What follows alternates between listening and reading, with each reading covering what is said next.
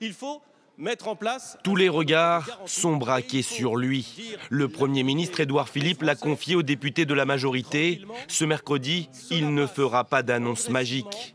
Après une dernière réunion à l'Élysée tard mardi soir, le Premier ministre doit dévoiler ce midi devant les partenaires sociaux l'architecture globale de son projet de réforme des retraites. Et le gouvernement, qui espère un effet de surprise, pourrait reculer sur certains points.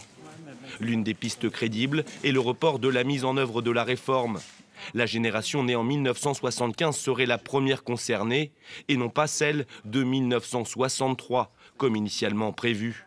L'exécutif pourrait aussi relever le revenu minimum pour les retraités les plus pauvres. 1 000 € par mois pour vivre, la mesure, une promesse du président Macron, pourrait entrer en vigueur avant 2025. La mise en place d'un âge pivot est-elle toujours à l'étude? Un système de décote et surcote en cas de départ à la retraite avant 62 ans. L'âge de 64 ans a été évoqué, mais pour l'instant, c'est toujours le flou. En attendant les annonces, plusieurs syndicats ont organisé ce mardi une deuxième journée d'action en 6 jours. Une mobilisation moins suivie que la première jeudi dernier, notamment à Paris. 2 fois moins de monde selon la CGT, compréhensible pour son secrétaire général.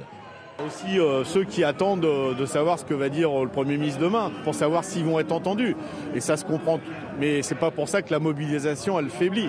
Il y a une forme d'attente chez certains que je comprends très bien.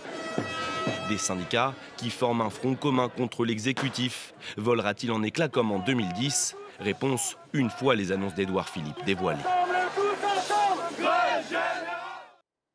Dans l'actualité